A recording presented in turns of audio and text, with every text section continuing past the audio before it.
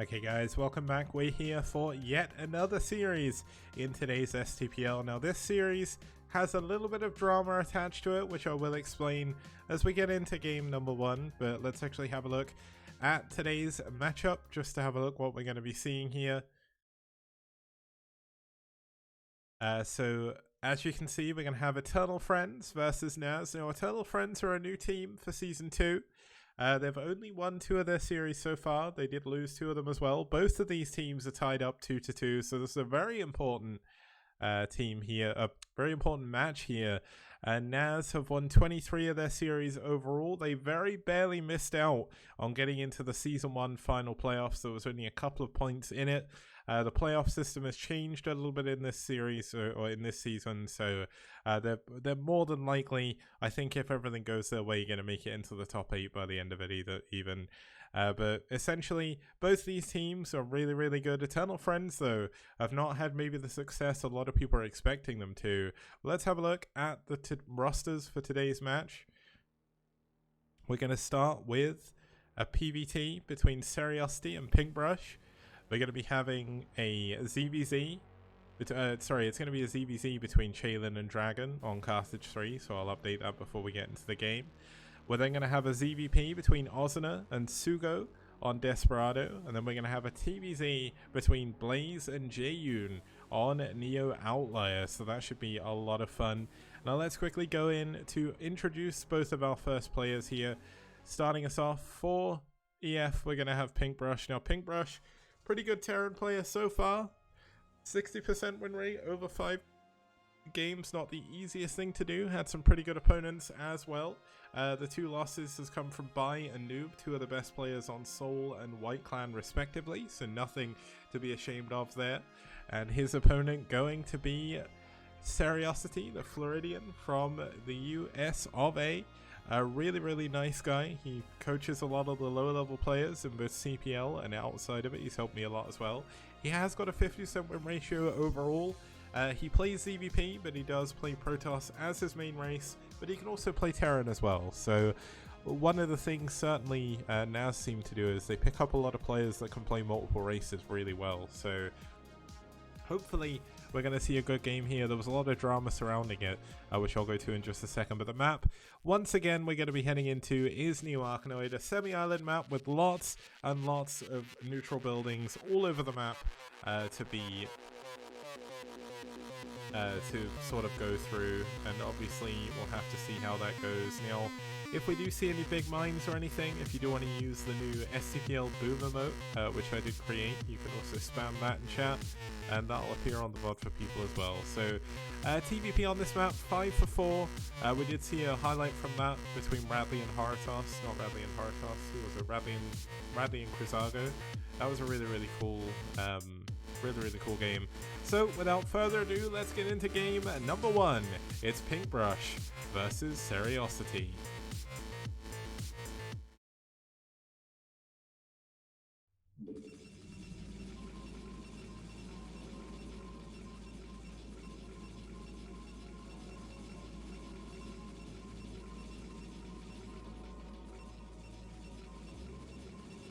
Okay, starting us off here in the top right hand position, we do have the Magenta Protoss fighting for NaS.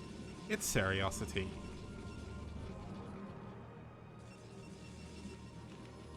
And his opponent spawning us off down here in the bottom left hand position, we do have the yellow Protoss fighting for EF. It's Pinkbrush.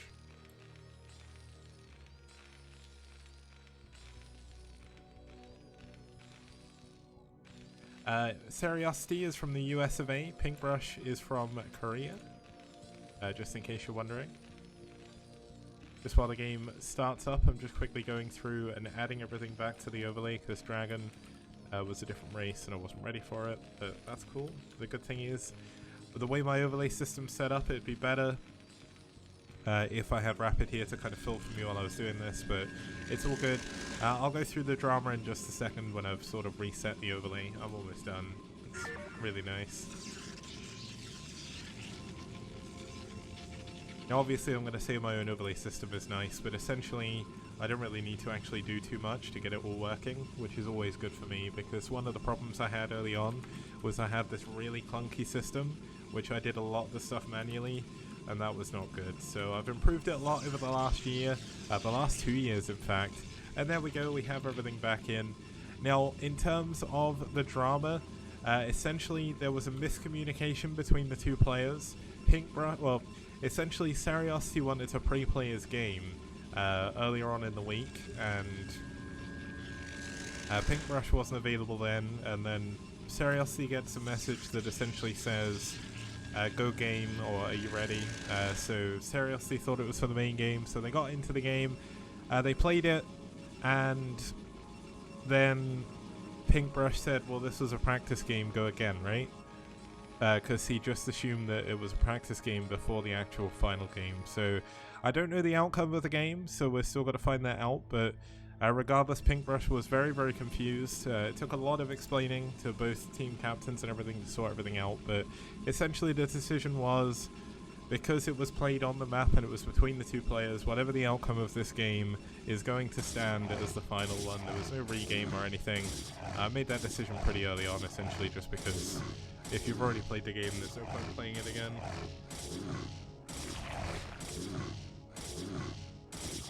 This is the practice pass.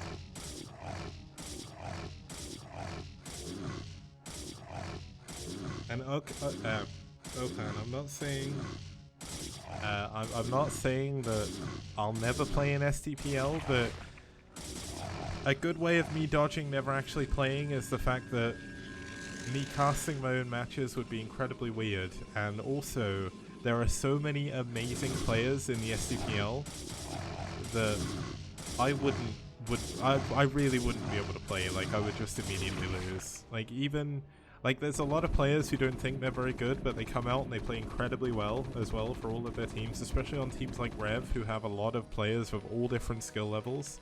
They do come out, they show really, really good games. They may lose, but it's good, but the difference is if they lose, it's okay, because they don't have to cast it afterwards.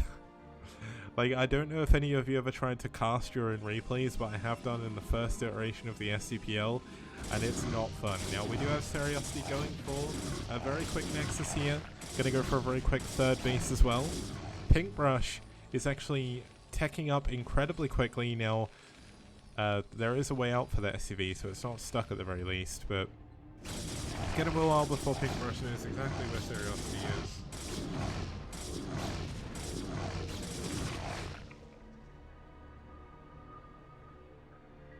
And Avi, if you fan the flames again, I will just time you out. I appreciate that you're a sub, but please do not fan the flames with pointless arguments. It's not the place for it.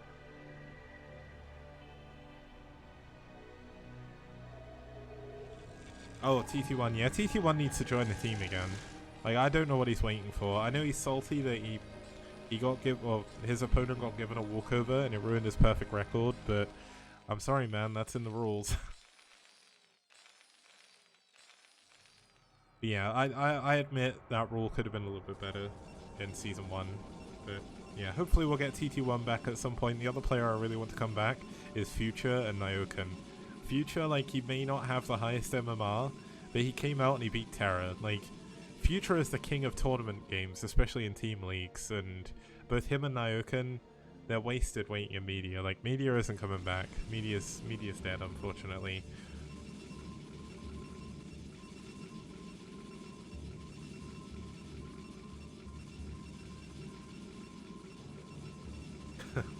TT1 wants Bonnet to carry him. Now, we do have a dropship coming in for Pinkbrush. Let's see exactly if Seriosity is able to deal with this. Obviously, Seri is playing a little bit greedy, going for 3 Nexuses before really any major tech or anything like that. He does have observers, so at least he's going to be able to deal with this. Now, the dropship's going to fly over this pizza wedge.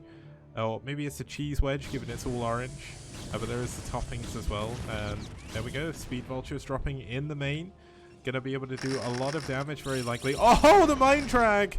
Getting 2 of the Vultures. That was well worth losing a Dragoon for. Oh, but this Mind Drag, maybe not. No, there we go. He does manage to deal with it. A lot of the probes have been pulled away, but the Vulture's still managing to find a way to get 3 probes. Targeting 4 probes, 5 probes. He's not going to get 6, only 5 probes when your opponent's already on 2. And 3/4 Nexuses, that's not enough damage with a drop, especially if you're just on 1 base. Now, second command center's coming up here for Pinkbrush. Very, very late, opting to go for that 1 base drop that didn't really do too much. Now, oh, he's not even going to be able to get that observer. Luckily enough, Seri didn't lose his first observer to a turret. We've seen that far too often recently.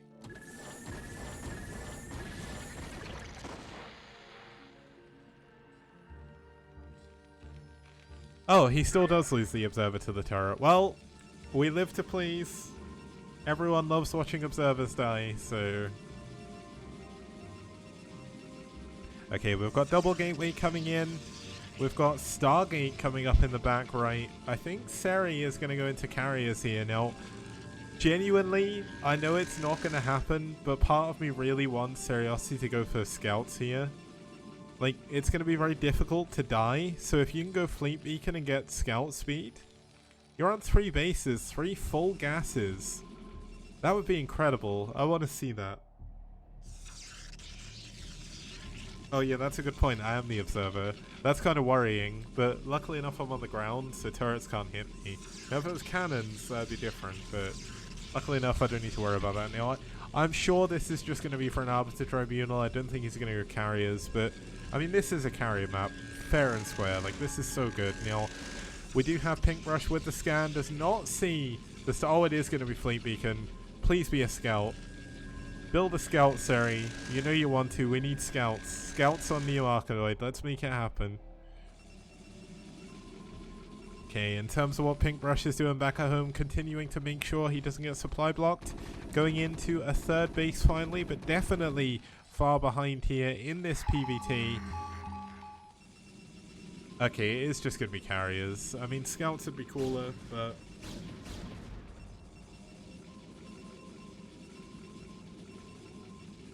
yeah, this is essentially a semi-island map. So you have the temples there, you have the power generators as well, and you have to go through. Now there is triple dropship coming in here for Pinkbrush. This is going to do a lot of damage. Seriosity doesn't actually have that many units going for so many Stargates so early on. He may lose his 3rd base here. This is the kind of move that Pinkbrush needs to get back in the game. The Vulture's getting a couple of probes there on the retreat. A lot of mines being placed down here, and the Vulture's going to continue to entrench these tanks.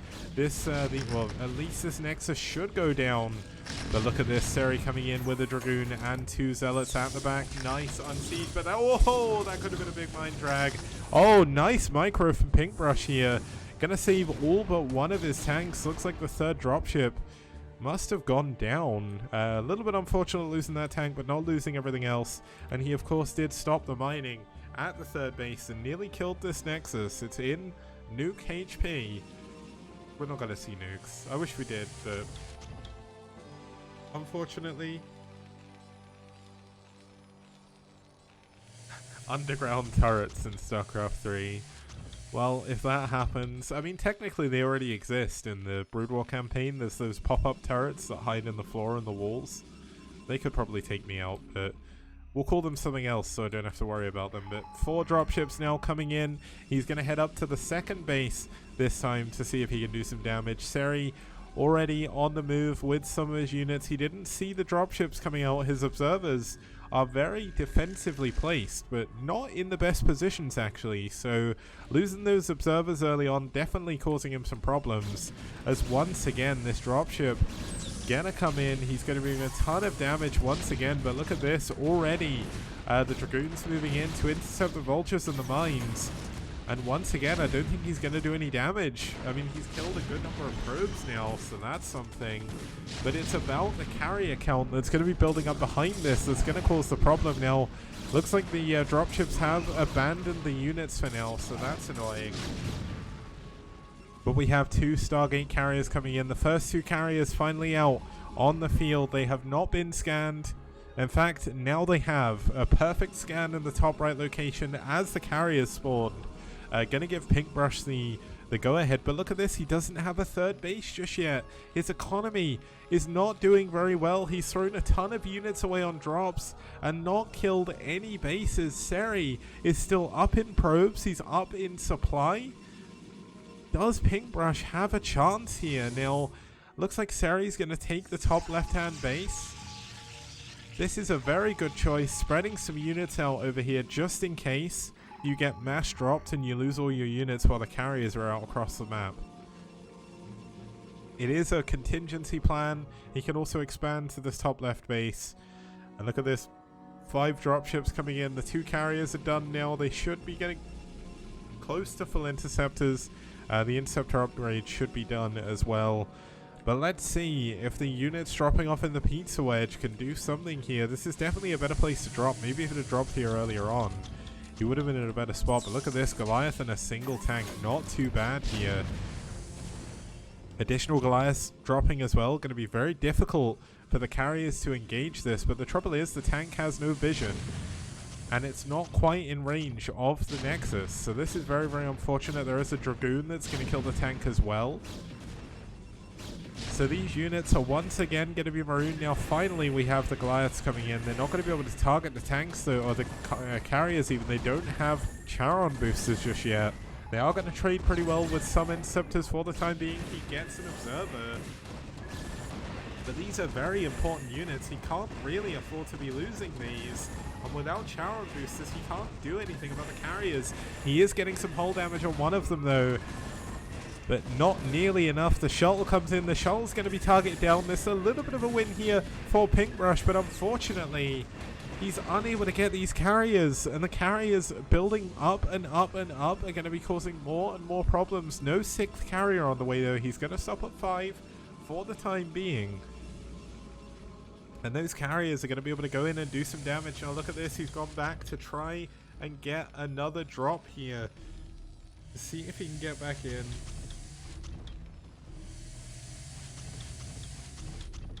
And let's see if this drop is going to make something happen. He doesn't have that many factories. He's only got 5 at the moment. His 3rd gas is only just now starting to mine. And is he going to be able to find any damage? Seriosity is expanding to the top left. And he's about to expand to the bottom right as well. And I just don't think Pinkbrush has enough units here. Every time he drops, he's losing more. There is another carrier coming in, but for some reason this is not synced up for Seriosity, so his carrier count not increasing as much as it could do. He is of course up to 5. He's got the interceptor upgrade. No damage upgrade though on these interceptors as far as I'm aware. Maybe we'll see an interceptor pop out in a second, we can check, but Pinkbrush scanning ahead, realizing he cannot do any damage over there, is going to fall back. Now, has he scanned the bottom right? I guess he did do, yeah, he did. So he's getting ready to go and take out one of the additional bases. The carriers are going in the opposite direction. So luckily enough, for Seriosity at least, there's no Nexus. Yeah, here we go, the Nexus is coming in. Unfortunate timing, he built a cannon. Why bother building a cannon here? It's just going to die. There we go. That's like, that was interesting, but the probe is going to go down, so that's going to be one denied expansion at least. But the real story is these carriers. How does Pinkbrush deal with them? He's got all of his units out in the middle of the map in these dropships. And if these carriers catch the dropships with all the Goliaths in, that's game over for sure. Now, it looks like Pinkbrush is maybe going to try and carpet bomb on the carriers. It's not a bad decision. Oh, but here we go. One of the dropships getting very low with 3 Goliaths in. Goes down. Nice target firing by Seriosity. And he gets one of the turrets as well. There's a ton of turrets coming up here. But is there really enough? The dropships going to go around to the top left while the carriers are preoccupied down here. And we'll see if he can take out the 4th of Seriosity. Now, the carriers do manage to take out a ton of turrets, but not really much else. And here is a big drop in the top left. There is some DTs over here, though. Those defensive DTs, always a good choice. If they get this tank, this base is not going to die. He doesn't know about the DT just yet. He's unsure. I guess it's kind of hard to tell when you're trying to deal with carriers at the same time. But a good defense here by Seriosity. Going to continue to add more and more cannons. The DT still doing more and more damage. And the dropships are actually... Oh my god, he's got 4 Goliaths in here. He forgot to drop. Oh no, and they're going to fly straight into the carriers. The carrier's looping in from the other direction. He needs to turn the dropships around. If they fly in and die, he's got no mobility on the middle of the map anymore. And here we go. Oh, the dropship with the 3 Goliaths goes down. The 4 Goliaths even goes down. The armory is over here. +2 attack is not yet finished. If he can cancel this, it's so close. Can he get the +2 attack? He's about to kill it before it finishes. One more tick is all that remains.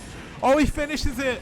He just about gets it in time, and the carriers do not stop. +2 attack coming in. That would have been a massive moment. But the trouble is, does Pinkbrush have enough? He's still got a ton of units. His dropship count has been low.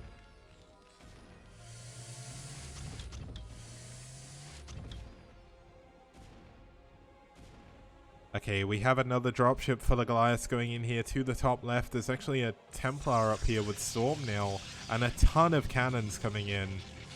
More and more dropships trying to just ferry across. He needs to try and do some damage, because if Seri grows to a 4th base, this game is going to become unwinnable. Now, there's only... Okay, so there is up to 8 carriers now. 8 carriers, a massive number. Does he have any +1? He's got 2-1 on his air, or +2 attack and shields, so that 2 attack was very important. But Pinkbrush is going to lose this expansion. Now he's going to kill the top left, but not without taking heavy losses. There's 2 DTs here again. Is he going to scan? He's so preoccupied with the carriers. I don't think he is. If he could scan these, there we go, he scans, but is it going to be enough? The carriers going to be forced to come up here. The dropships going to go down again, but the mining has been stopped in the top left again. Okay, well, the carriers, once again, going to be falling back. You know what, I'm just going to keep an eye on these. Still 8 carriers. The Goliaths are going to be cleaned up in the top left now. I don't know why I unclicked those. It's very important to keep clicked on these so we know how much health they're on. But looks like everything's okay for now.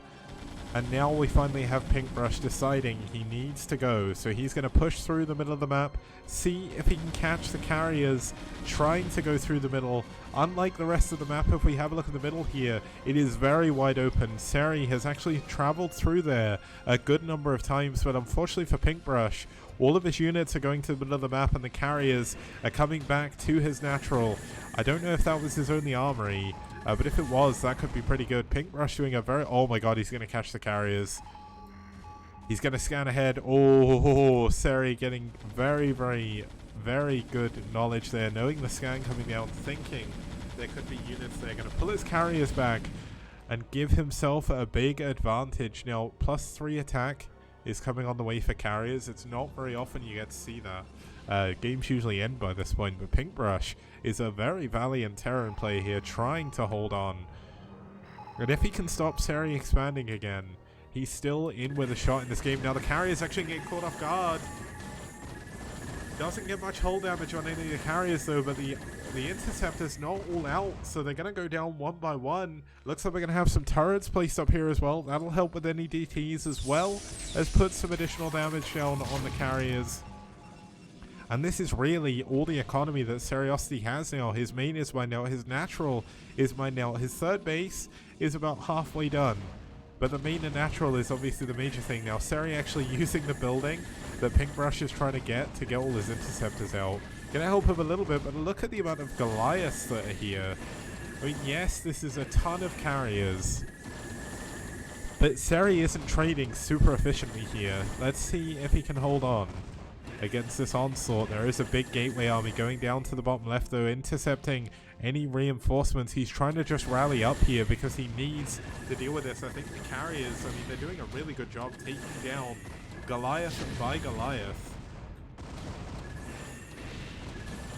And obviously with no reinforcements coming in, this army is likely going to go down. Now, there is some storm up here which are going to make this even better. The Goliath's actually getting caught off guard. This is one of the problems with Goliaths. They run around a lot like crabs, kind of like dragoons do when they get confused by the pathing. But look at this, he is going to be able to scan, trying to get some damage down on the carrier's hull.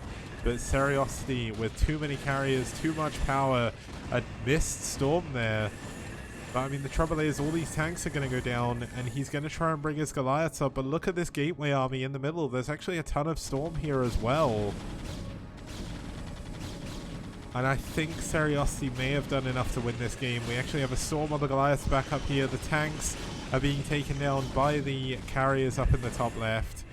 And with the Goliaths on their own, they're not going to be able to do anything. He needs the tanks to defend against Storm. And he is also starting to mine out. His main is mining out his natural. Obviously, he took it a lot later. But Seriosity is mining off of 3 bases to his 2. And it looks like he's trying to fly a CC over here to the bottom right. But the Zealots defending against that. And the carrier is going to come in here to the natural expansion. It's almost mined out. The armory's back up here again. +3 attack was never finished. And these carriers, I mean, the interceptors now have 3-2-1 on their upgrades. He built another Cybernetics Core to get air upgrades. It's so hard to click an interceptor. There we go. And this is all that Pink Brush has left. I think this is going to be game. Seriosity with an incredibly well played PvT here. Just absolutely dominating with his carrier usage. Really, really well done.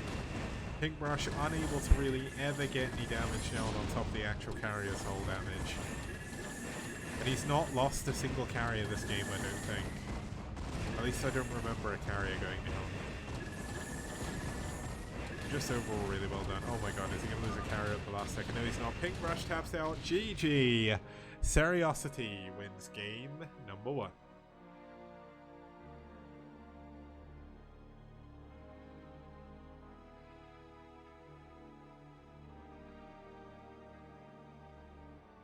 I told the story before, but essentially what it turns out is Pink Brush, a little bit after this game, when it came to the actual official time to play, he decided to ask Seriosity to play because he thought the game before was a practice game. Now, unfortunately, he never made that clear to Seriosity. Seriosity played it as if it was the main game. He used the strategy that he'd practiced for. So there was no fair way of me saying that, well, you have to play again, because if Pink Brush was unsure, he should have checked with someone.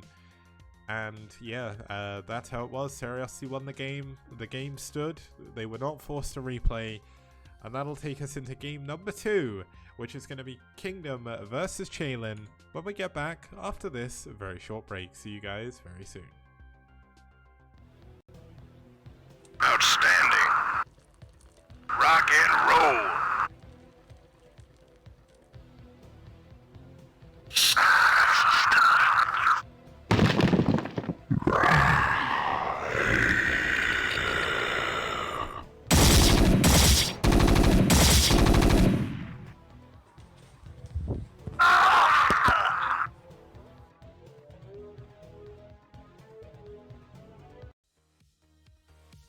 STPL does. Bio TVP. Wow! You got it. STPL does. Mass Scouts? No problem. Broadcast 3 nights a week on Monday, Wednesday, and Friday, 2100 CEST.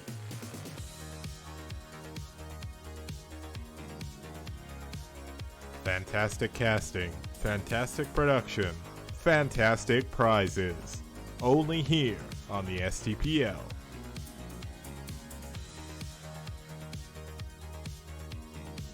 Did you know Reavers could be this radical? How did these lings even get here? All I know is that's one dead base. STPL does. Wraiths, Valkyries, Carriers, and Corsairs. Forget about it. You won't see that anywhere else. STPL does. STPL does. STPL does. STPL does. STPL does. DT's doing game-ending damage? Name a more iconic duo.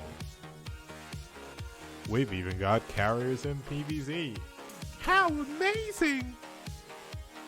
A global team league on the scale you've never seen before. Don't see this in BWCL, STPL does. All that and more only on this amazing 64-bit STPL. What BWCL don't. Impressed? I know I am. Why not support us on the link below? Patreon. Okay guys, welcome back to the STPL. We're going to be heading into game number 2. Looks like there was a bit of a sub. Looks like Dragon subbed out for Kingdom, but starting us off here for EF, it's going to be Chaelin. Chaelin, a very popular female South Korean streamer. I think it said Korean South streamer, which doesn't make any sense, but Chaelin hasn't had the best record so far in the STPL. She has been up against some very strong players. Medinho, easily one of the best players on Rev. Dreamer, one of the best players on Ash. Scan, of course, one of the best players in the STPL overall. And Careless, a very good Zerg player for White Clan. So we'll have to see how Chaelin does against one of the better Protosses here on NaS. Obviously, NaS known as a team of really, really strong North American Protosses. From the USA, we do have Kingdom. Kingdom with a 38% win ratio overall, but also has played against some of the best players in the STPL as well. So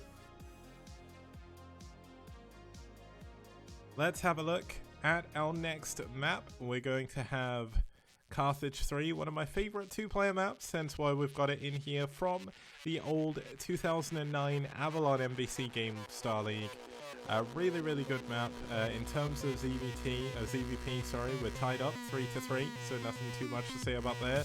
It is a 2-player map, very, very narrow. The last PvZ we had on here was really cool, Unleash versus Warrior. And we also had a really cool PvT on here just now as well. So let's get in to game number 2, sorry, of NaS versus EF.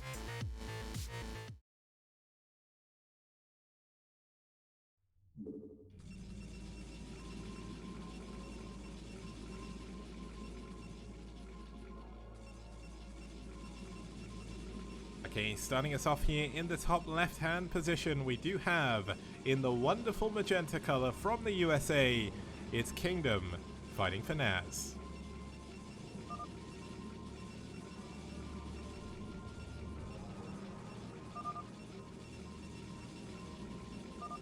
And his opponent spawning down here in the bottom right-hand corner from South Korea in the black, it's Chaelin. And it looks like we found out the reason for the sub. Unfortunately, it seems Dragon hurt his wrist. And obviously, wrists are one of the most important parts of the body when it comes in. But yeah, he subbed in for Dragon.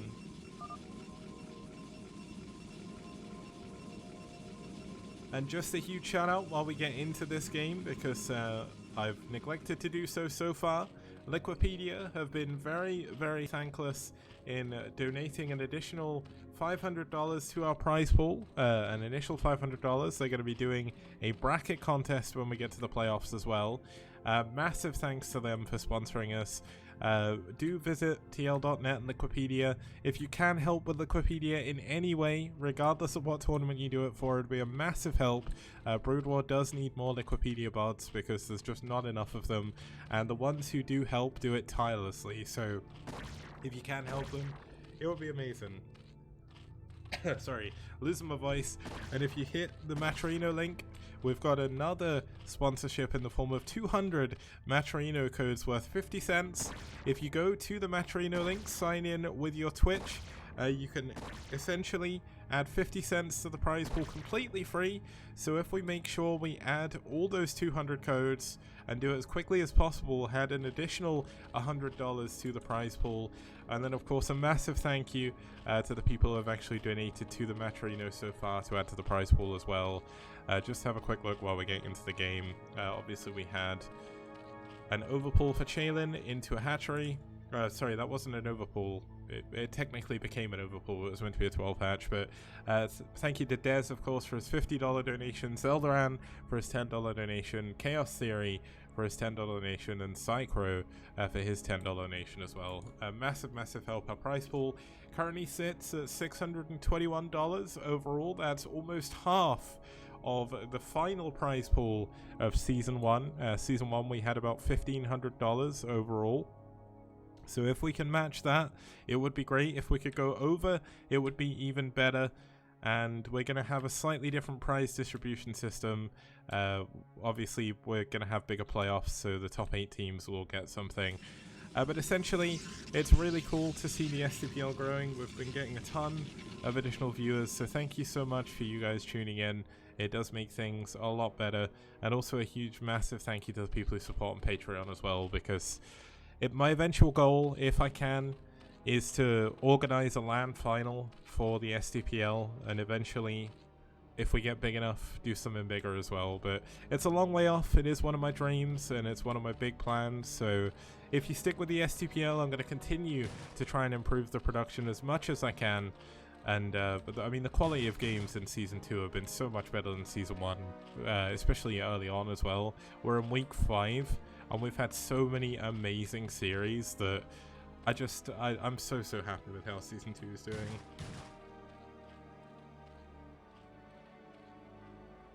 Bigger than land final. Yeah, that is bold. We're taking STPL to space. We're going to do it on Mars.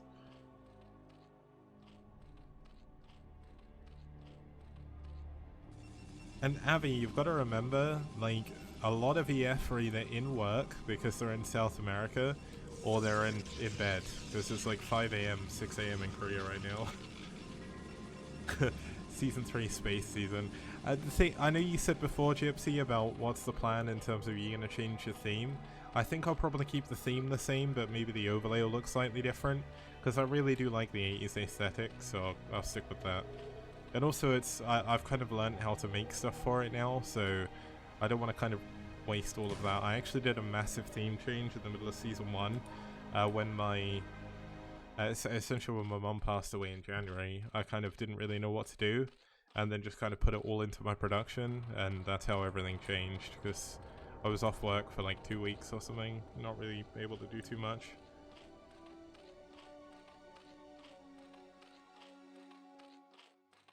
Oh yeah, it's Halloween next cast, isn't it? Didn't even think of that.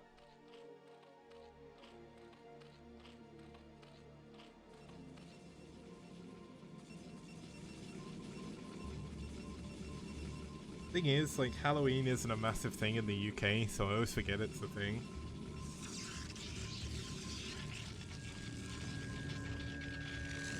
Yeah, Chaylin not playing with her tags is weird, because she does have a Chaylin EF account on EU, so I don't know if maybe they played on NA or something, but we do have a third base already for Chaylin, 4th hatchery coming in, 5th hatchery should be coming in shortly after this, Spire is done, 2nd gas is on the way, there's the 5th hatchery, so looks like we could have a little bit of a Muta build coming in here from Chaylin. Now Kingdom is going to be able to scout this.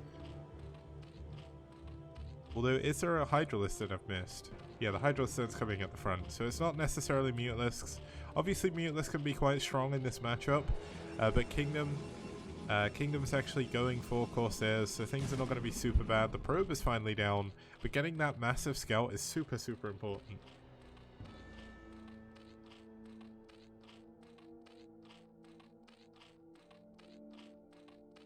Yeah, the thing is, people do trick or treat in the UK, but it's not really a massive thing, and because I live in an apartment block now, I don't need to worry about it. I know this is dumb, but essentially what I used to do is buy Halloween candy as such, just like fun-sized bags, and then just turn off our landing lights so no one could tell we were in. And then just ate all the sweets, because get your own sweets, you damn kids, get a job. We work hard, man, I'm not giving you my free sweets. Oh yeah, everyone does that. I mean, it makes sense. I didn't actually do it this year because I didn't really think about it, but yeah. I've got other chocolate, so it's all good. That's low IQ.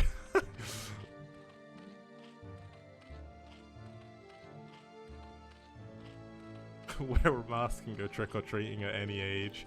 Now, unfortunately, I'm 6'5", which is around 200 centimeters, so I don't think I could probably pass as a kid. Like, if I was a bit shorter, maybe. But yeah, I think my beard and my, like, ridiculous height would probably make it a little bit harder to trick-or-treat.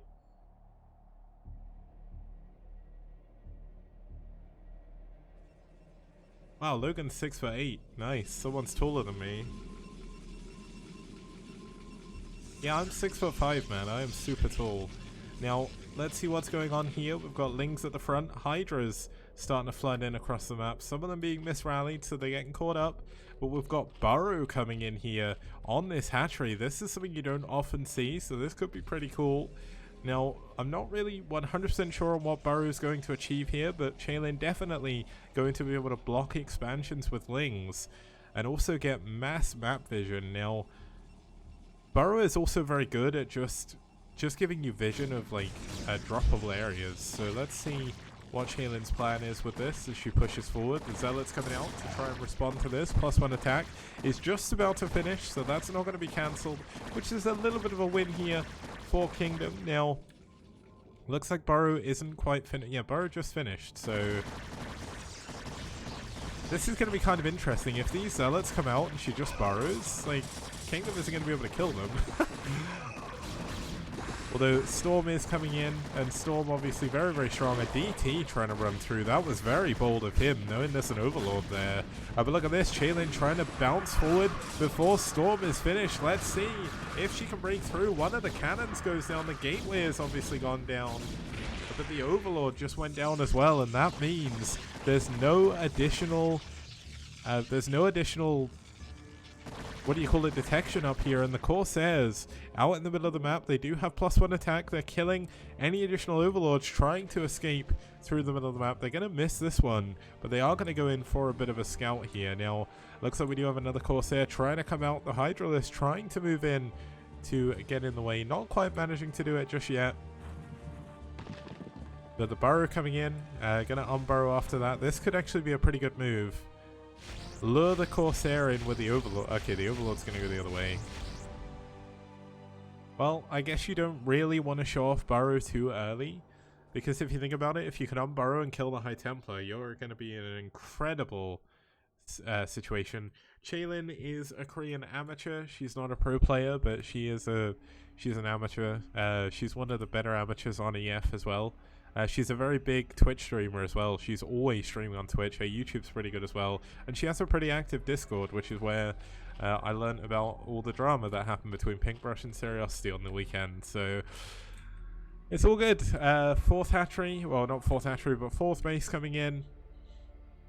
The unit's still burrowed out the front. Kingdom, he did eventually lose his forge here, so 2-1 is going to be coming in from Double Forge in the main. How many gateways have we got? We've got 1, 2, 3, 4, 5, 6, 7. 7 gateways overall, and here we go. Looks like we are going to have Kingdom pushing out here, not bringing any of the High Templar just yet, so the Hydralisks are not going to unburrow. But does Chaylin have enough units down here to defend against it? It looks like she does. But this base looks like it may go down. This is perfect anti-timing here for Chaylin. These others are going to get there. Is she going to cancel the hatchery, or is she going to let it finish? There we go, cancelled. A little bit of a problem there for Kingdom. If it waited like 1 additional second, that wouldn't have been cancelable. So a little bit of a win there for Chaylin. Still, the units burrowed outside the front. Burrow has not been shown off yet to Kingdom, but a lot of Overlords have gone down in the making of this production. These Corsairs have been doing so much work. Once again, Chaylin is supply blocked. The Hydralisk still hiding here. I guess you could call them the Hydralisks. Oh, the Corsairs, though, they're going down. Nice pick-off by Chaylin. Still 2 of them survive. They're going to get away with their lives. And these Zealots are not sure what to do. Here we go. This could be the big unburrow movement. We're going to have a lot of Zealots running past. There's a lot of High Templar here. If Chaylin can see this coming. No, she doesn't see it. Okay, she barely sees it. I don't know why there's like ghosts of High Templar in the fog. I didn't realize that happened. But here we go. She's going to come in from behind. Going to get at least one of these High Templars. But the nice Storm going to do a ton of damage. And 2 High Templar are going to go down. But they did manage to Storm with the only energy they had. So that unburrow was not nearly as fruitful as she was hoping.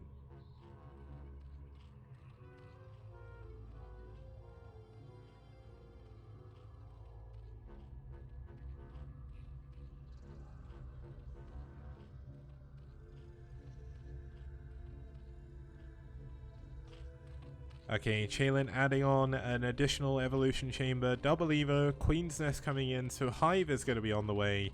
I really would like to see some queens, but I don't think, unless Eriador's playing Zerg versus Protoss, I don't think we'll see any queens here.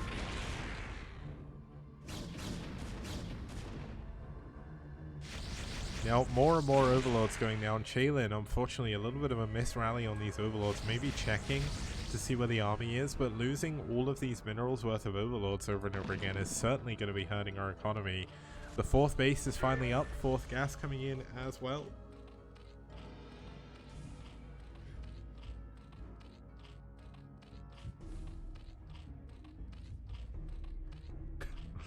Oh my god, I can't believe you're talking about Casper. I still can't believe Casper's like a rapper and has the name Crime Boss. I don't know if he has any official like record releases, but I know he does have his YouTube channel, and that would not surprise me.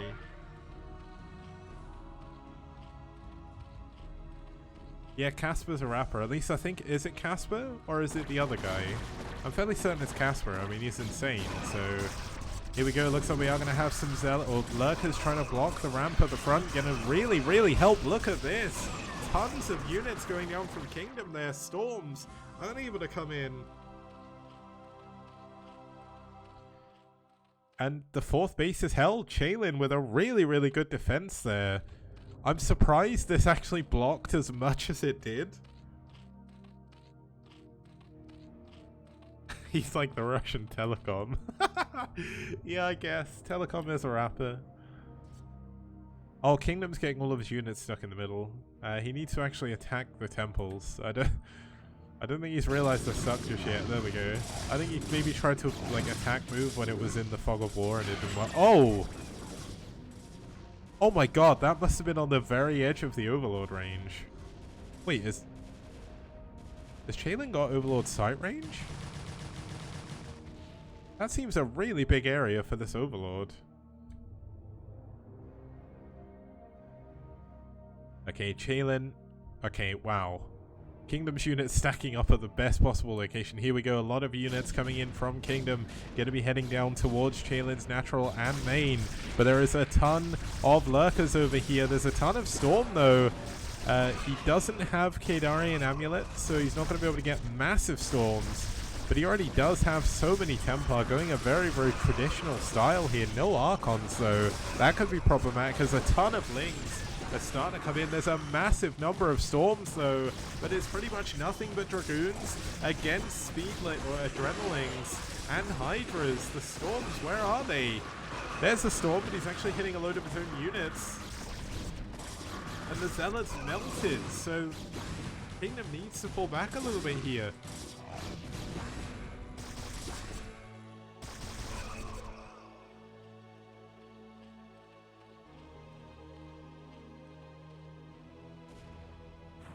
Okay, nice Ling blocking over here, just stopping any possible expansion coming up. There's also a Ling on the ramp, just blocking any kind of, trying to think of the right word, wall coming up, but you wouldn't really wall that side anyway. But trouble is, Kingdom doesn't know there's a burrowed Ling there, so watch this. He's going to try and build the Nexus. He's like, damn, I can't get an expansion. Now the 4th base is still mining for Chaelin. The main base of Kingdom is mined out. His natural is very close to be done. Let's check the upgrades once again. We've got 2-1 for Kingdom. Looks like 3-1 is almost done. Chaelin, however, with her triple Evo, I think, is 1-1 on melee and 2-1 on ranged. So triple Evo certainly coming in. Hive is done. Double Defiler Mound. Getting Plague and Consumer exactly the same time. Gonna make the Defilers a lot stronger. And obviously Plague is massive. This is why we saw Eriador go for a lot of Dark Archons last game for feedback. If you feedback a high energy Defiler, it's just dead. Like, if you think feedback does 1 damage, I think it is, per mana. So as long as you're above 80 energy, that's a massive unit dying for the Zerg. Now we've got a ton of Lings actually moving around the top of this army, trying to see if there could be some counter damage on, but there's no additional expansions over there. Looks like we do have a little bit of a drop in the main base. Didn't do too much, so luckily enough I didn't miss too much there. But Definitely important to keep an eye on that. It's very hard to keep up with the minimap when I'm trying to cast solo as well. But here we go, big storm on a ton of lings. There are tons of units absolutely everywhere for Chaylin right now, just really swarming across the map with mass ling. Oh, that's a massive storm, hitting so many lings. And that was not... Wait, how many kills does this High Templar have? 12. 12 kills on a single Templar, and they don't even have an attack. Really, really well done. Now, Chaylin, I mean, this is a very interesting style. Gonna get one of the High Templar here. No! This High Templar, how did it survive? But a big force coming into the top right here, and there's absolutely nothing that these cannons are going to be able to do against the Dark Swarm. There is a Defiler waiting with Plague Energy as well. This is the fourth base going down here for Kingdom, and Kingdom's units still preoccupied in the middle by Chaylin's sort of guerrilla forces heading over to the left-hand side of the map.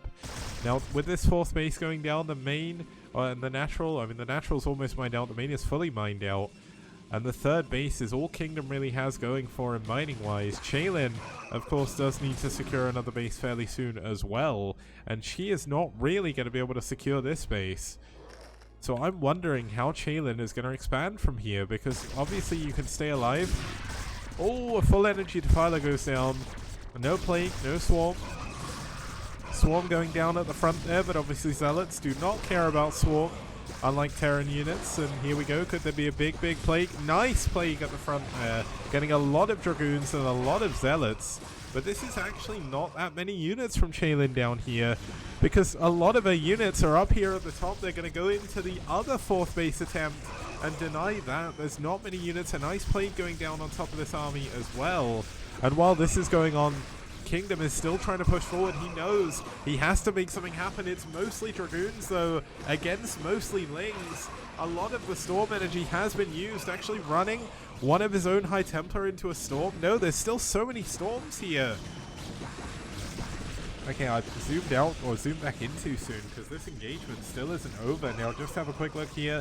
The Nexus has gone down. There's still 5 Templar here with energy for Storm. A good Storm on the Lurkers under the Swarm, gonna do a good amount, but not killing both of them. Having to force another Storm out here. Another Swarm going down again. And now Kingdom is gonna be forced to pull his units back. And due to all of these Lurkers, the units in the middle of the map have been completely blocked from being able to get through here, so no additional Zealot reinforcements have been coming in to help with this engagement. I mean, this is still a ton of Lurkers. Chaylin, I mean, Chaylin is still just about mining in her main. Her natural is just about mining, but she's still mining from 2 pretty healthy bases. And look at these, the High Templar are going to get caught out by the Lings. That's a massive, massive pickoff. I mean, that's a nice Storm. But losing those 2 Templar, these are units the Kingdom cannot afford to reproduce, in a massive Plague on all of Kingdom's army here. The Lings gonna obliterate this when they engage, but they don't all come in at the same time. So Kingdom's gonna be able to hold on to this now, but another High Templar going down. And Chaylin, I mean, Chaylin's just in such a good spot. She's gonna take a 5th base and a 6th base down here in the bottom right. Looks like I need to disable my Windows key because I just brought up the start menu, but that's fine.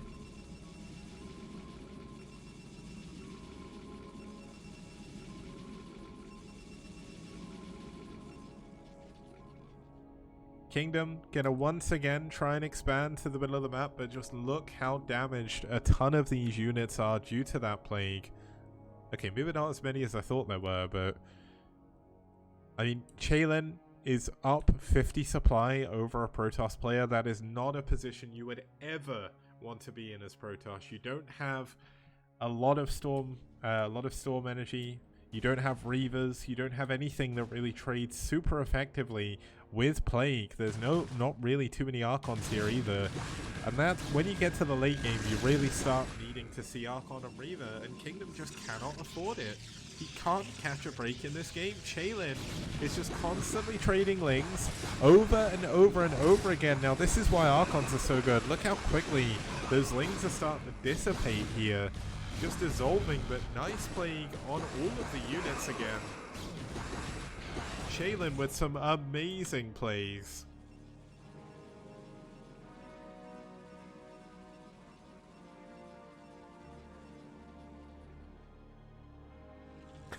STPVZ. To be fair, in Season 1 I would agree with you, because in Round 1 we either had PVZ, PvP, or ZVZ. But after Round 2, tons of Terrans joined, and we've actually had more Terran matchups in Season 2 than Season 1, I think. Maybe not overall, but especially in Round 1, sort of comparatively.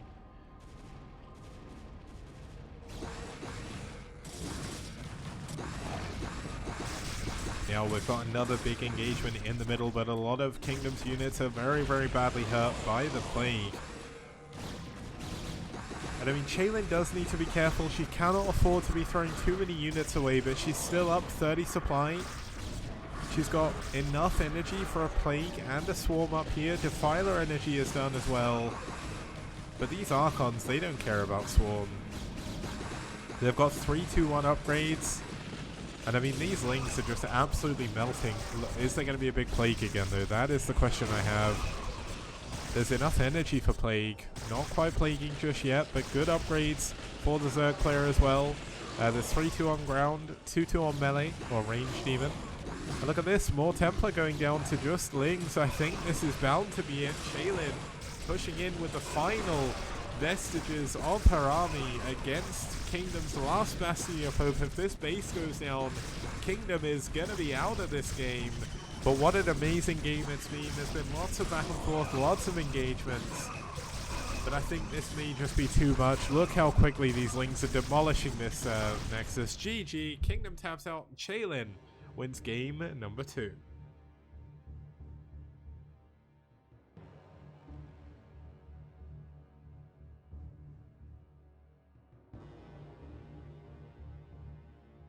Once again, we had another really amazing game in this series. I know there was a bit of drama around game 1, but it was still a good game. And game 2 was awesome as well. It ties the series up 1-1. And we're going to go into game 3. When we get back, after this short break, it's going to be a PvZ once again, but it's going to be Sugo versus Ozuna.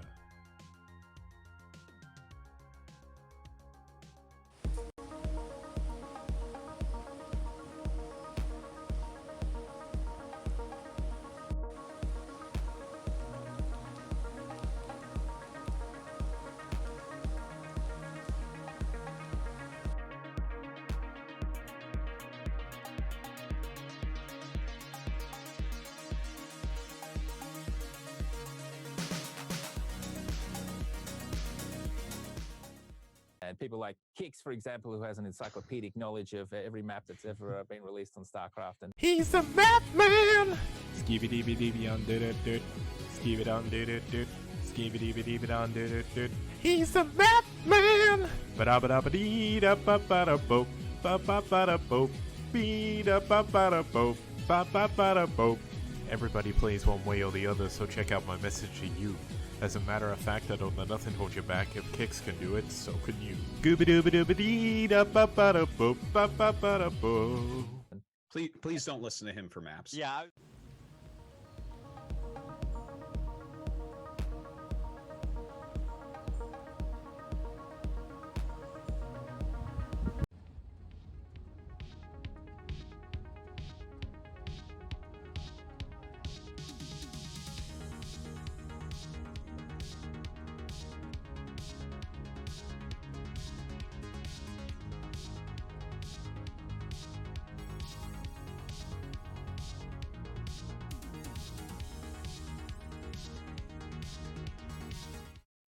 Okay guys, welcome back. This is going to be game number 3, starting with EF here. We have Ozuna. Now Ozuna, a very, very strong Zerg player in their team. Well, they've only actually played one game in STPL though, and they did lose to Essen. I think that was the Desperado ZBZ, that wasn't the weird Neo-Arcanoid one. STPL stands for Shinhan Tank Pro League. It started essentially... You know what, let's just kick it back to me. Essentially in 2015 I ran a tournament which was a fantasy league where essentially you played under the guises of other players. So like for instance I played as TT1, goddamn.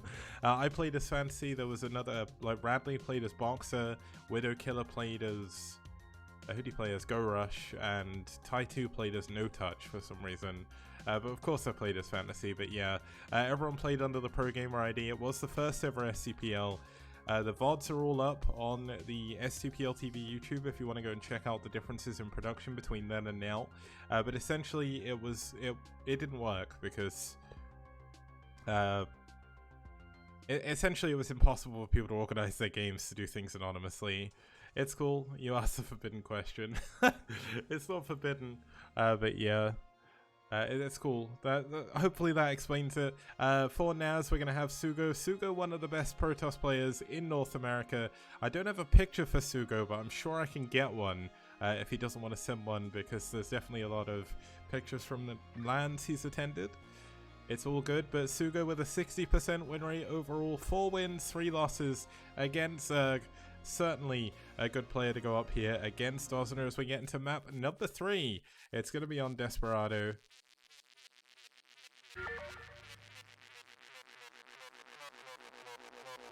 And Desperado, a really, really good map. CVP, we've only had 3 of them. Protoss are 2-1 in favor over Zerg.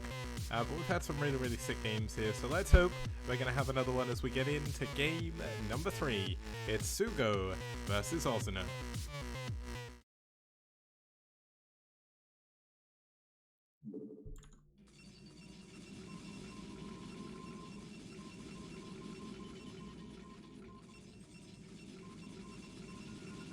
Okay, and now for the fun, starting us off here in the bottom left, in the lime green, we do have Sugo.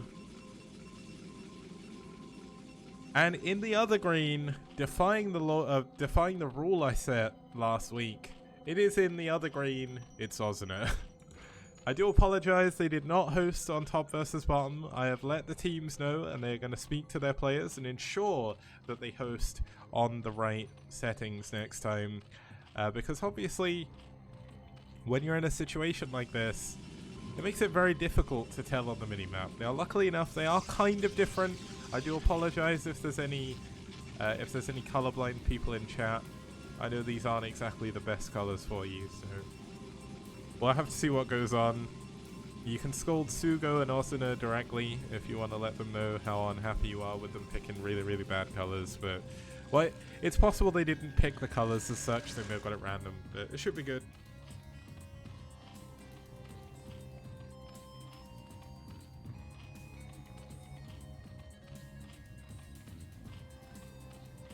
Good job, Avi. I'm glad. I don't know why you didn't host though, if that was the case, but it's all good. Now, Sugo, very strong in PvZ. Sugo certainly one of the, or if not the best Protoss in North America right now. In terms of actual win streaks and performances, Dragon is the best North American Protoss in STPL standards. One of the things about Dragon, which you may not know, is Dragon is actually currently on an 11-0 win streak against Protoss players in his ZVP. So I know that's kind of off race, but still it just goes to show how strong Dragon actually is in that matchup. But we are going to have 2 gate here from Sugo. Now, this is not a normal build, but at the end of the day, 1 base is essentially 2 here. You have 2 gases. Your natural has none, but Ozner is going to expand pretty quickly. And this is definitely the best possible positions to be aggressive. It's the closest by ground. Obviously, if we were close by air, maybe we would have sent a Reaver drop or something like that, but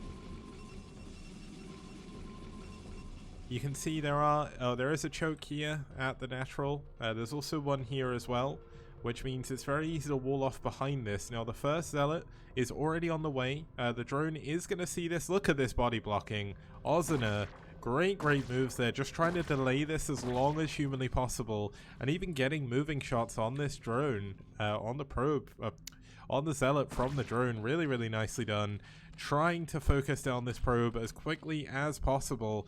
Now, is Ozner going to build a hatchery at the top of the ramp? I think that's definitely the best option Ozner has, because then he can get some Sunkens up here. But with nothing but drones, Sugo could do a ton of damage here. Now, if you're an STPL sub, this might be a good time to get your STPL curse emote ready, because this could be difficult. Now, if Sugo micros this perfectly, these Lings are not going to touch these Zealots. But it's very, very difficult to do that. Now, let's actually have a look. Oh, Sugo's going to get a position on the ramp. This is going to be very strong. Ozuna's made a big mistake going down here. But obviously there's going to be drones. Oh, the drone's coming in from the back. Is he going to try and drill them? Yes, he is. But the Zealot's not getting bugged out. The drones are, though. And that actually works in Sugo's favor. He keeps the drones busy. The Lings can't get as many of the Zealots as they maybe want to. And Sugo with a great trade so far. Sugo with some of that patented Zealot micro. Getting a lot of usage out of these. Gonna be able to take down this hatcher if he wants to, but does need to be careful. There is a lot of Lings hatching out now. And of course the economy of Ozuna is actually still pretty good. He didn't lose any drones throughout all of that. But the attack still does continue. Now, Sugo is getting ready to expand behind this, getting his forge up at the front. The two gateways are not constantly producing Zealots anymore, so we're going to see a Nexus come up here in just a second. And there's the Nexus, and here we go. Looks like we are going to have Zealots versus Lings. The Lings getting a pretty good surface area, actually, on these Zealots, but they're not attacking the same Zealot all the time. They're switching. So Sugo gets a lot better engagement there than maybe he should have done.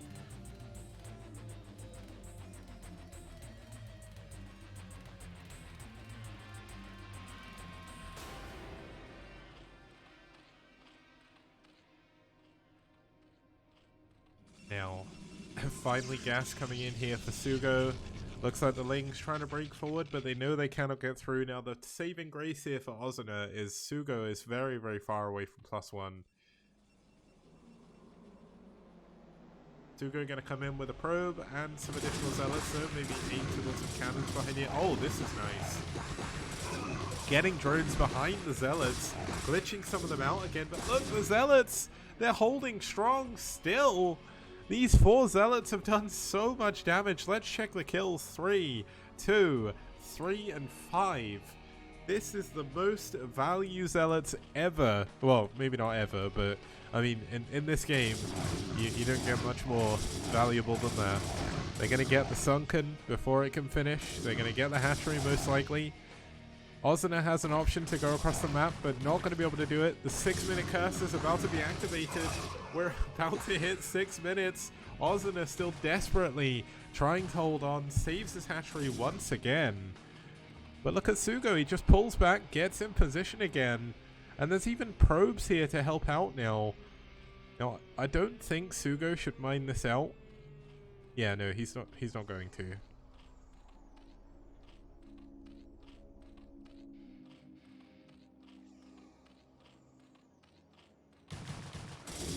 Okay, it looks like the Zealot's going to try and get up the ramp. The probe's trying to drill, but the drone's coming in from behind. Going to be able to trap the probe at least.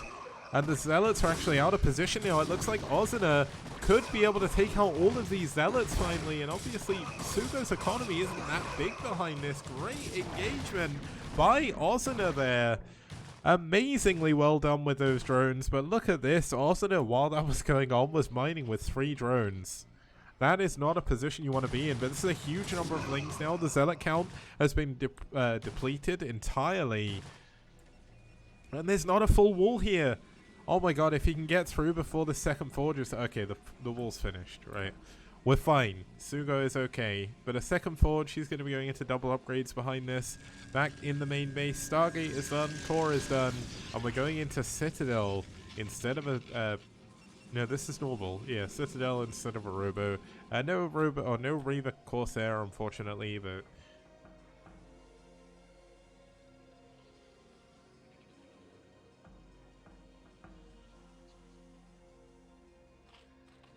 now we've got a Spire finally in here for Ozuna, but Ozuna is only on a single gas and mining very, very little here.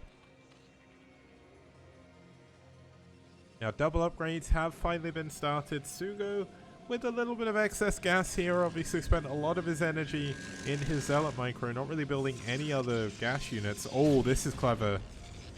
But there's only 1 drone over here. Oh, if there was 2 drones, he'd be able to break through this mineral and run entirely past this wall. Okay, here comes the second drone. Nope, second drone going for the hatchery at the front. Gonna allow him to at least help. Here we go. The Corsair getting away from the Scourge. Can I get it? One of the Scourge connects somehow. I didn't think that was possible, but there we go. Okay, Sugo gonna save his Corsair. Nice pullback by Ozuna on that Scourge. Always going back in. He's out for blood here. There is a cannon. Okay, there's 2 cannons in the main now, but he is gonna see the double Stargate. And that's a very, very important scout here. But this is the important moment. Look at this. The drone coming in. Sugo sees it. There we go. Oh my god, the Lings. Is he going to go past? No, Sugo. Oh my god, Sugo with a perfect block. Is this a block? I don't know if this blocks, but the Lings don't want to risk it. They're just going to go back.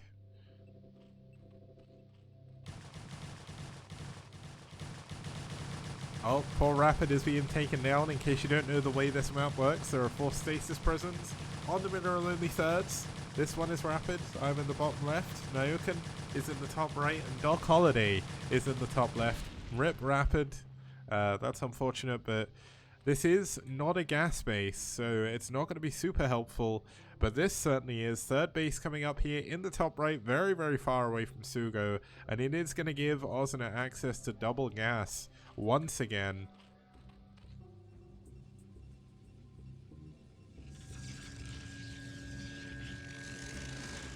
Now, there is a ton of drones, as natural. Not too many in the main, but pretty good saturation. 1 drone per patch isn't actually that bad. I mean, there's not really been that many gas units actually produced by Ozuna yet, so there's still going to be a lot of gas in the bank. Second gas still isn't even finished. Now, we've got the Lings coming out here, seeing if they can get a little bit of extra damage. The probe being pulled back once again. Yeah, so I don't think it's tight, especially against Lings, but still, pretty good job for Sugo. Double Stargate coming in. I thought that was another Stargate. I was going to be like, triple Stargate, Sugo? Really? What are you doing? But no, it's only double Stargate for now. Templar Archive's obviously done. An additional gateway coming in. Lots of Corsair, lots of Zealot. If these were Scouts, they'd almost be the perfect build, but unfortunately, no Scouts for now. But the Corsair is going to be heading in. Lots. I mean, this is good SimCity at the, well, I nearly said the third base, but I mean, if you can count this mineral field as a base, we'll do it. Oh, nice cancel on that. Realizing, hey, you're just going to pull back. Don't need to worry about it. But look at this.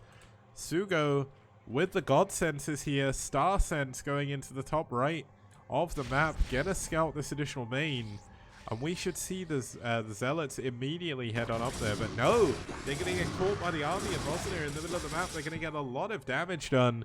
Obviously, 1-1 is finally done for Sugo. No upgrades whatsoever for Ozuna at the moment. And look at this. The Speed Zealots are going to run straight up here to the top right. Lots of creep colonies coming in, though.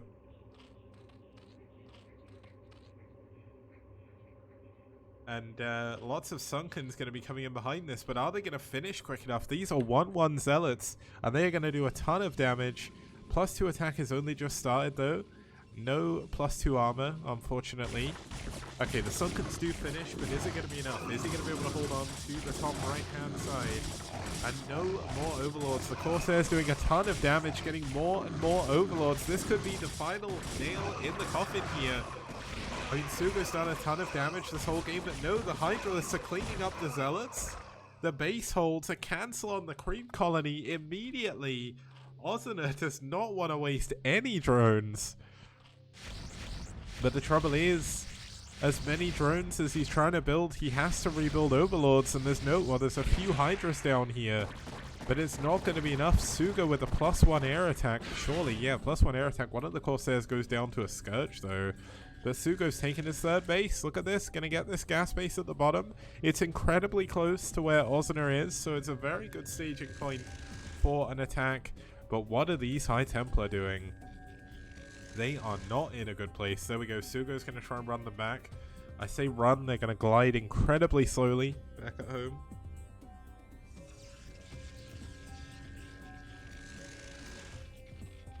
Now, a lot of drones have once again hatched. Looks like he's going to try and transfer them up to the other main. Ozuna, despite taking tons of damage early on, is doing a really good job holding to everything that Sugo's done. And obviously getting this double gas base is going to allow Ozuna to go into Hive. Now, does Ozuna just not know this gas is here? Why is he not taking this gas still? Surely, at this stage, more gas would be good for you. You want to go into your upgrades, and you want to go into the Hydra upgrades and everything as well if they're not already done.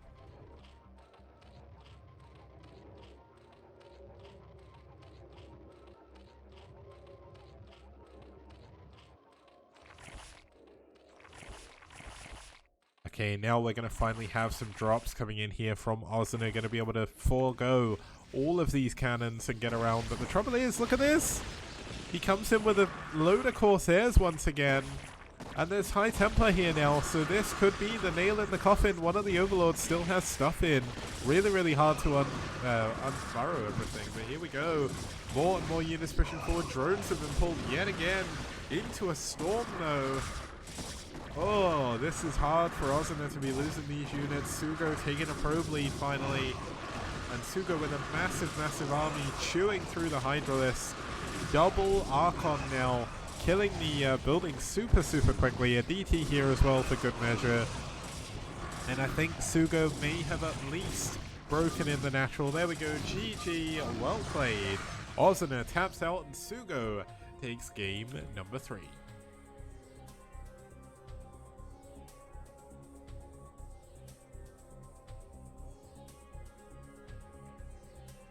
Okay, now obviously that was a pretty well fought game by both players. Ozner unfortunately picking up for a drop in the worst possible time, and the Corsairs come in, got a couple of the Overlords, and all of the other units unloaded into Storm. So not the best ending of that game, but an amazingly well played game by both players. Sugo getting the win over the end, and that's going to take us into game number 4 with a 2-1 lead for NaS as we head in to our possible final game of the series. See you guys in just a second. Outstanding. Rock and roll.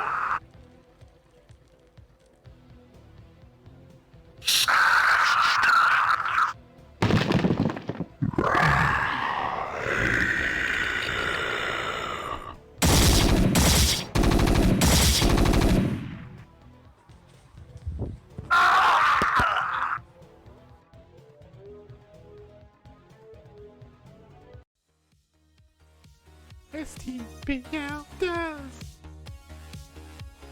Bio TVP. Wow! You got it. STPL does. Mass Scouts? No problem. Broadcast 3 nights a week on Monday, Wednesday, and Friday, 2100 CEST.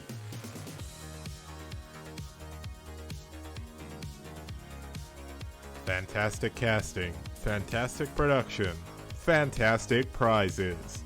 Only here on the STPL.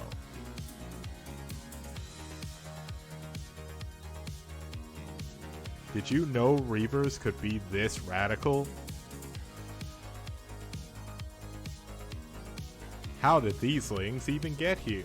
All I know is that's one dead base. STPL does. Wraiths, Valkyries, Carriers, and Corsairs. Forget about it. You won't see that anywhere else.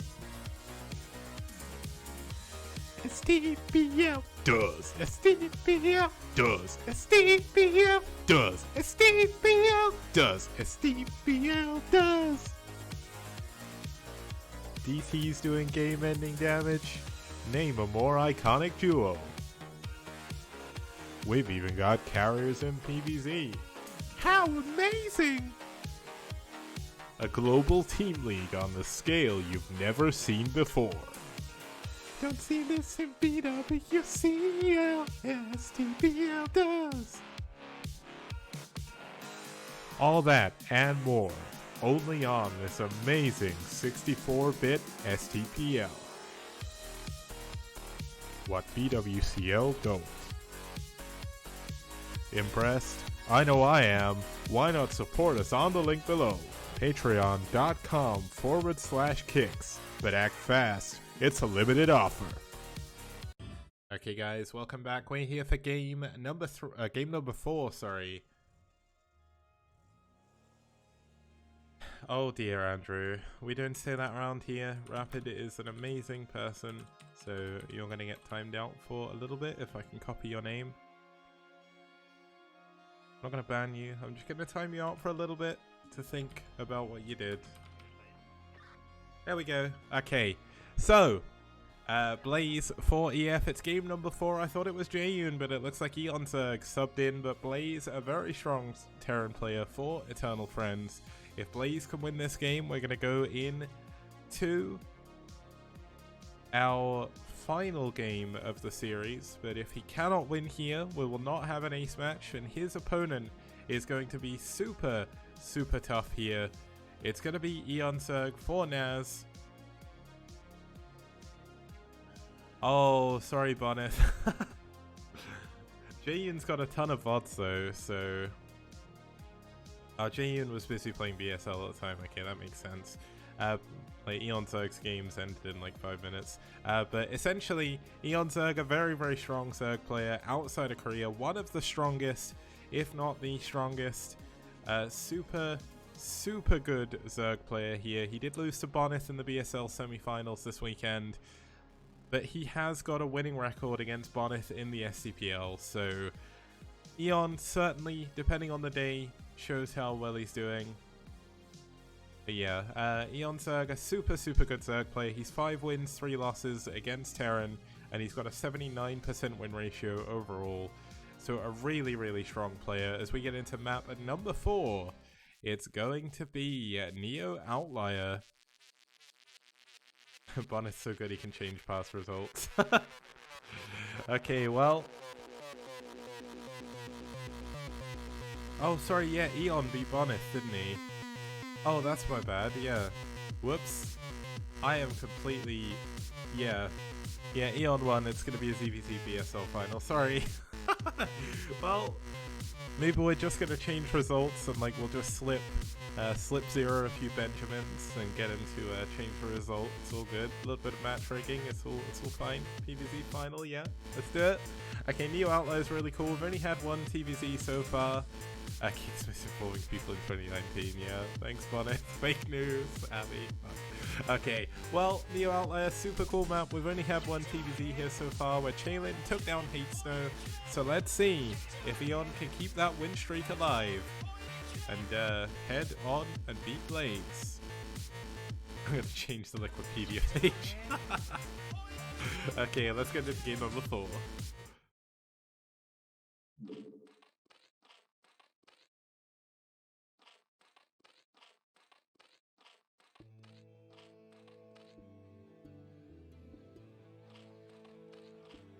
Okay, starting us off here in the top middle position, we do have the Orange Zerg fighting for NaS.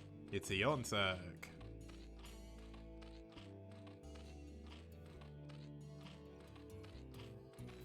And spawning down here in the bottom right-hand position, we do have the Red Terran fighting for EF. It's Blaze.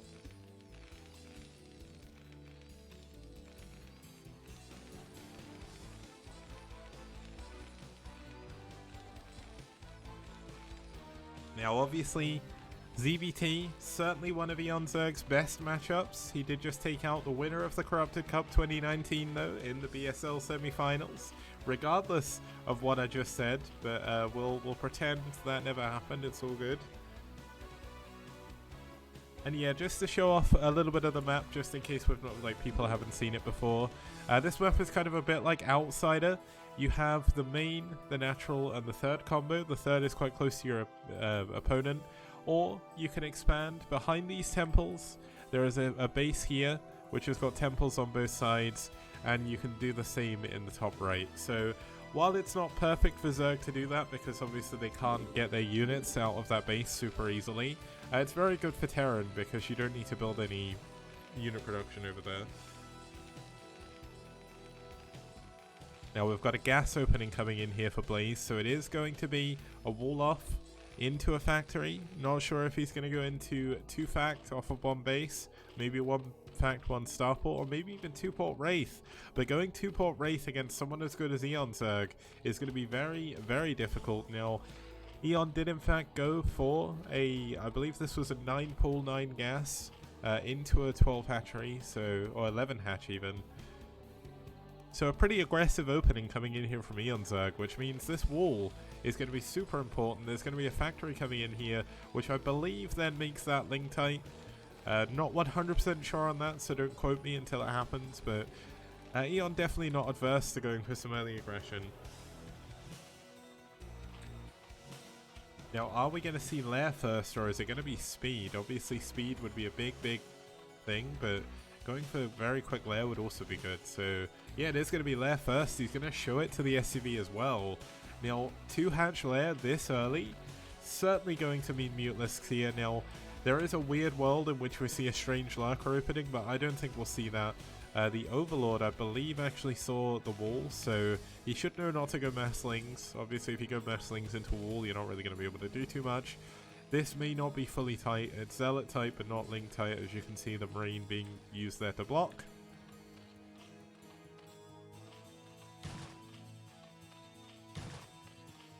Sneaky. Hazely Nut isn't Chaylin. Hazely Nut's someone else, I think, right?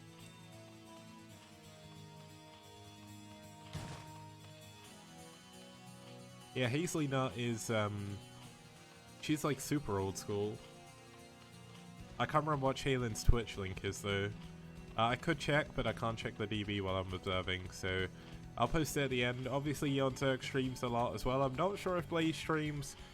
No one's mentioned it to me, so unfortunately it's not in the DB even if he does, but you can catch Eon Zerg stream. He streams a hell of a lot. Streaming is essentially his full-time job, so go and support him. Now, we do have 2 factory starport coming in.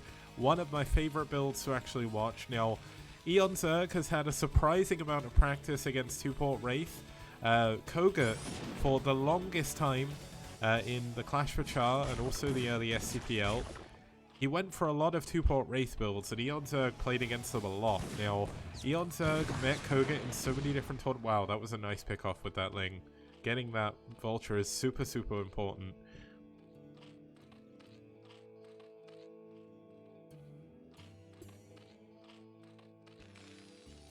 Now, Engineering Bay coming in behind this. Blaze knows that it's going to be very important to defend against the incoming Muteless. Now, is there a Spire? Yes, there is. And there's also a 3rd hatchery coming in at the front. Yeah, Eon Zerg has got a lot of practice, even in low turn rates, against 2-port Wraith. So I don't think this is going to win Blaze the game. Now, of course, Eon Zerg does not know. Well, now he does. So I was going to say, if he doesn't see the second Overlord, he doesn't know it's 2-port. But now he will do. There's no actual defense back here at the moment. He should be flooding a few Scourge just to kind of help out. And yep, you should definitely follow all the Brood War streamers on Twitch.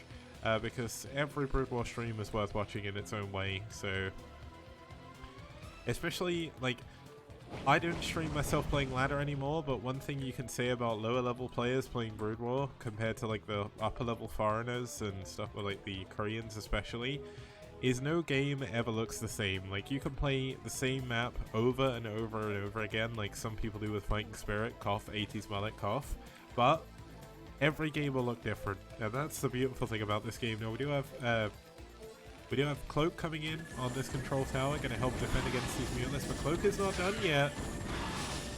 And this means the Wraiths are very, very vulnerable, but nice moves with the turrets, keeping most of the Wraiths alive for now.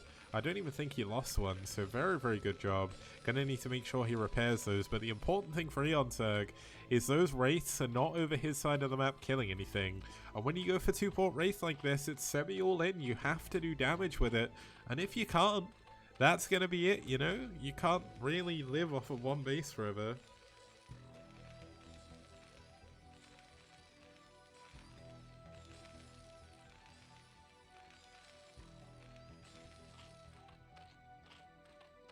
Now, is Eon Zerg making any additional tech choices? No, looks like it's just going to be Overlord speed. This is going to help defend against Cloaked Wraiths. We're up to 5 Wraiths now. They are fully healed up. Another couple of Wraiths coming in. Obviously, there is a little bit of a breakpoint with Wraiths. In order to kill drones, it's 8 damage per hit, but the drone heals once every... I don't think it's every time it hits, but the first time it takes damage.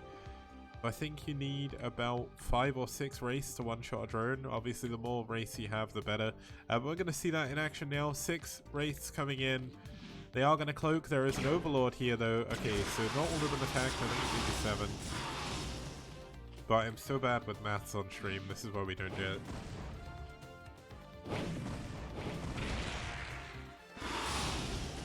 Okay, I mean, really, really good job by Eonsurg. Blaze gets both of the... Oh my god. Okay, so... It's 5 wraiths to kill a drone. There we go, look at this. Eonsurg losing a ton of his drones now. More overlords are coming in, but Blaze doing a really, really good job taking them down. But unfortunately, Blaze is going to lose all of his wraiths here. Another couple of wraiths are going to... No, only a single wraith going to come in here now. And that's not going to be able to help. Now, we do have the barracks follow-up. He's going to stick on one base and see if he can go for a bio follow-up to win this game. But unfortunately, the bio is going to come in too late. No stimmers on the way just yet. And losing all your wraiths like that is something you cannot come back from. Now here we go, the Muteless are going to come in. There is an absolute ton of Muteless here. I know they probably don't have a weight, but still, they're going to be able to take down these turrets. But look at this, the Wraith's going to cloak up here. There's no Overlord with these Mutas, so the Mutas are going to be forced away. A single turret did go down, but it's going to be rebuilt immediately.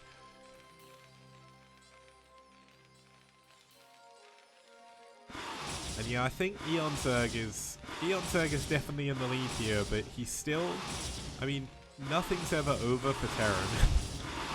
While there is a Terran alive in the game, Terran can still win, as we all know full well, but taking down this barracks is going to severely hurt this follow-up push. From Blaze.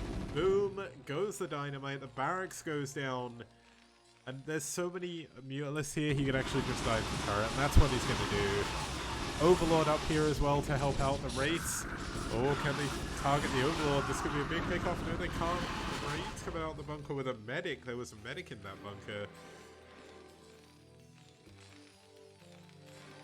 And Blaze holds on yet again, but the factory's going to go down now. That's going to be a big pick-off because there'll be no tanks, and that's really what sort of shores up this army. But did the Overlord go down? No, the Overlord's at the back, so the Overlord is still alive. They're using the factory to damage the bio. Very, very well played by Eonsurg so far. I want to look back at the main base, but I kind of don't want to miss any of the action here. Let's have a quick look. No Hive coming up, no Queen's Nest. There is a Hydra Den, so there is going to be a Lurker follow-up, and that's probably going to end the game if these Mutas don't. But Eonsurg doing an incredible job here, getting all of the bio once again, and Blaze is continued to be locked into his single base.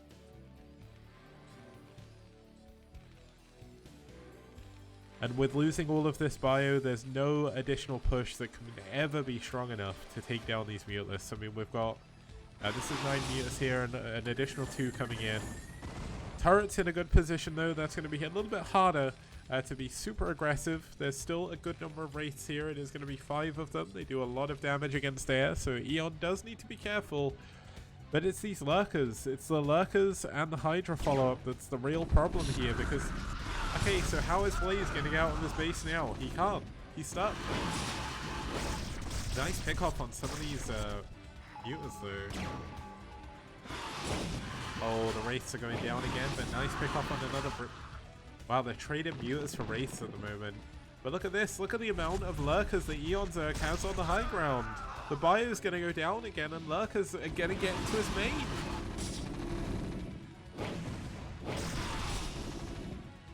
Little bit of miss micro there by Eonsurg, missing some of his shots. Blaze also missing some of them. This is a nice split though. But I think this is bound to be it. There's no more units on the ground. GG, Blaze taps out, and Eonsurg wins game number 4.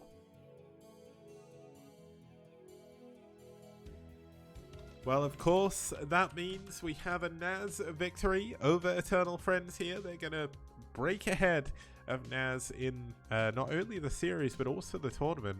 If I remember correctly, both these teams were they tied up, or am I imagining things? Let me have a look. I have it all in the database. It's great. Yeah, they were both tied up 2-2. So this is obviously a very important win for NaS. Really great win by Eonsurg there.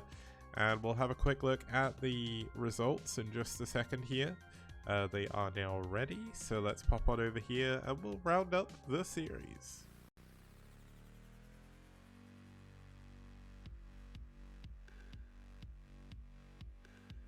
Okay, so I forgot to choose a wait, what?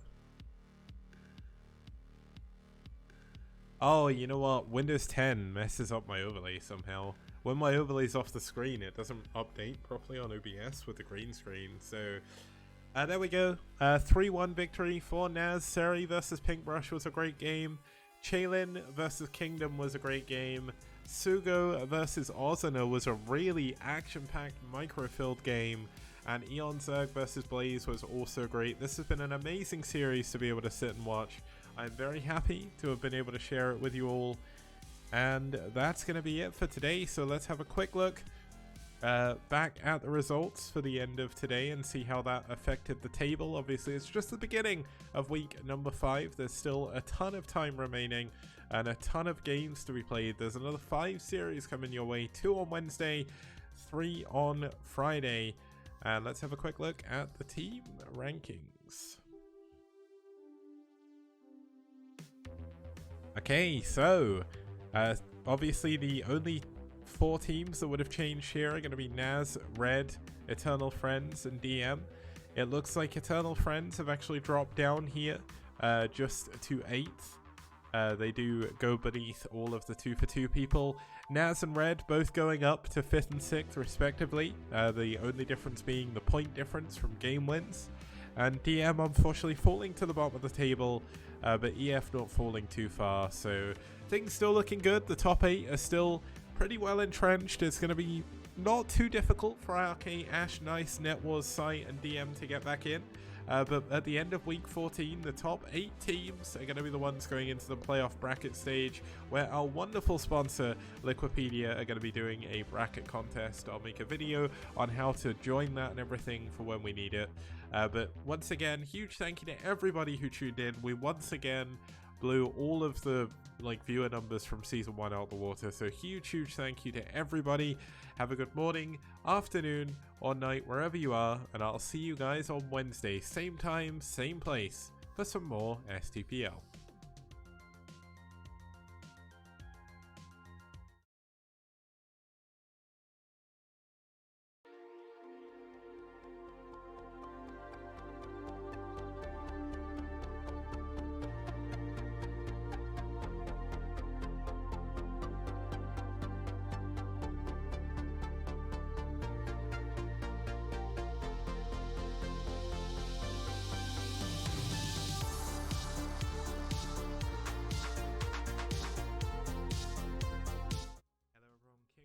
I just recently got a new PC, so I thought I'd make this video finally. Just wanted to say a huge thank you to all of you that are watching, and a massive thank you to those of you that have supported by donating and supporting on Patreon. It means a hell of a lot, and it is an absolutely massive help. I've just added another tier onto Patreon. We've got the $2 tier, which is just for the thank you message on stream. We have the $5 tier, which gives you access to all of the STPL replay files from the very beginning. There is over 1,000. Yeah, there's over 1,000 of them now, and it's growing every single week. I upload them weekly, so if you see some games you want to see from your favorite players, you can gain access to that. Now, I just added that new tier. Essentially, the new tier gives you access to send me 5 to 10 replays of your interesting games, and I will make you a 1 to 2 minute STPL highlight video like the one coming right up.